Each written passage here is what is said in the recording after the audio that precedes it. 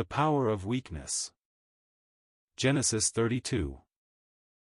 It is well for us that the blessed God never abandons his purpose to bless his people, and well for us too that he blesses after the thoughts of his own heart.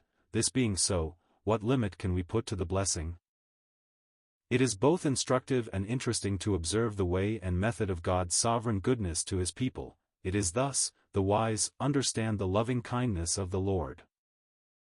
In Jacob's history, which I think furnishes a striking illustration of this principle, every dealing of God with him was in view of making good the sovereign goodness revealed to him at the outset. If we turn to Genesis 28, which may be termed the start, what do we find? Why, a poor outcast wanderer from his father's house and home, overtaken by night, lying down to sleep on the stones for pillows. It were hardly possible to find circumstances more untoward or gloomy, yet here it is God can be, for while man's falsely boasted independence repels him, man's need and misery become occasions to him, blessed be his name, as the most suited platform upon which to display that sovereign goodness which delights to bless the weary and the outcast. Jacob dreams, and God speaks. And wondrous utterances they are. I am the Lord God of Abraham thy father, and the God of Isaac. The land wherein thou liest, to thee will I give it and to thy seed, and thy seed shall be as the dust of the earth, and thou shalt spread abroad to the west, and to the east, and to the north, and to the south, and in thee and in thy seed shall all the families of the earth be blessed. And, behold, I am with thee, and will keep thee in all places whither thou goest, and will bring thee again into this land, for I will not leave thee until I have done that which I have spoken to thee of. Oh, what grace, what sovereign goodness on God's part! No wonder that this spot, the witness of it, should be called Bethel, that is, the house of God. Now this manifestation of sovereign grace and goodness on God's part, contained within it the full scope of blessing for his poor servant. Many and various were the ways of God with him in bringing it all about, and making it good in him, yet nothing was bestowed in the end which was not unfolded in promise at the first. How faithfully he keeps his word with us, as he kept it with Jacob. To the latter he said, I will not leave thee until I have done that which I have spoken to thee of, and he never did leave him, his hand was never withdrawn, in accomplishing the purpose and plans of his heart. Stroke after stroke, blow upon blow, witnessed how true God was to his purpose and his word. The circumstances in which Jacob is found are remarkable, but ever, I believe, those in which sovereign grace asserts itself and acts. Let us name the circumstances as recorded in this chapter. 1. The threat of his injured brother Esau, chap 27:41, placed him in the condition of a banished man from his home and father's house, as such he fled. 2. Overtaken by the darkness of night, without shelter or friend, the stones of the earth are his only pillow. 3. In the above circumstances he sleeps, and dreams, and the Lord draws near, and gives him to hear his voice. Now this last fact, namely, his sleeping, is the time when the blessed God acts, for sleep is the type of nature's inactivity and expressed helplessness. I say expressed, because though nature is always a weak helpless thing, yet sleep is in the fullest way its expression, when nature is thus silenced, as it were in type, and subdued, the power of the man being in abeyance, God speaks and acts. Let me cite another instance of this type. If we turn to 1 Kings 3 verses 5 to 15, we shall find it. In Gibeon the Lord appeared to Solomon in a dream by night, and God said, Ask what I shall give thee.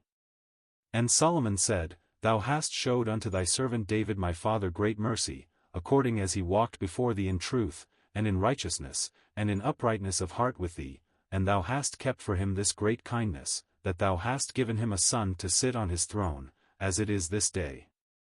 And now, O Lord my God, thou hast made thy servant king instead of David my father, and I am but a little child, I know not how to go out or come in. And thy servant is in the midst of thy people which thou hast chosen, a great people, that cannot be numbered nor counted for multitude. Give therefore thy servant an understanding heart to judge thy people, that I may discern between good and bad, for who is able to judge this thy so great a people?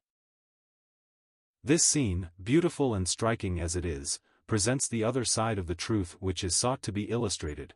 We have seen how, when nature is inactive, the blessed God draws near and speaks. Here we may equally see in type how that, in nature's inactivity in God's people, divine thoughts take the place of all that is merely human.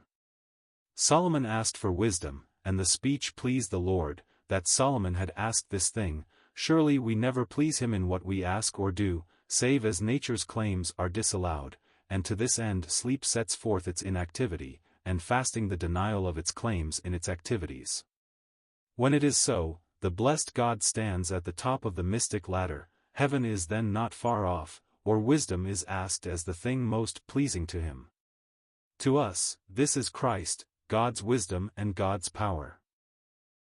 I turn now to chapter 32. A long and trying period intervenes between chapter 28 and chapter 32. Suffice it to say, that Jacob departs from Laban, full and not empty. At Bethel he had but the stones of the earth for his pillows, but now he is rich. As he said himself, he had oxen and asses, flocks, and men servants, and women servants. He has now, as we may say, a stake in the world. During those 20 years he had been with Laban, amid trial and vexation, he had been gathering around himself all the materials for the discipline which awaited him. The approach of Esau brings on a crisis moment in Jacob's history. He lets out his natural character to its full extent in view of meeting his enraged brother. He plans, and prays, and plans again. He makes every provision, and then is left alone. How like man as man!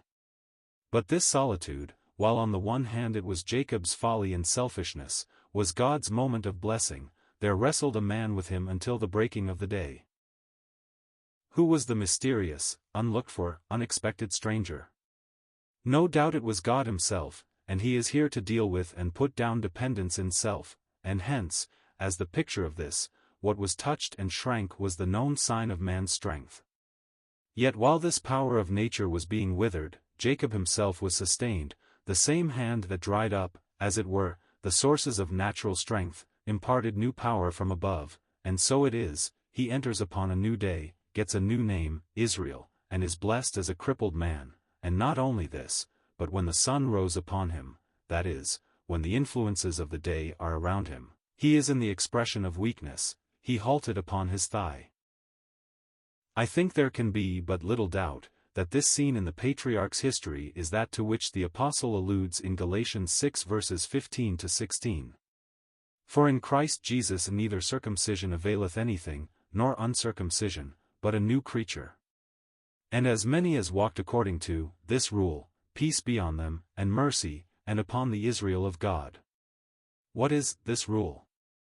Is it not for us the new order of things into which through grace we are introduced?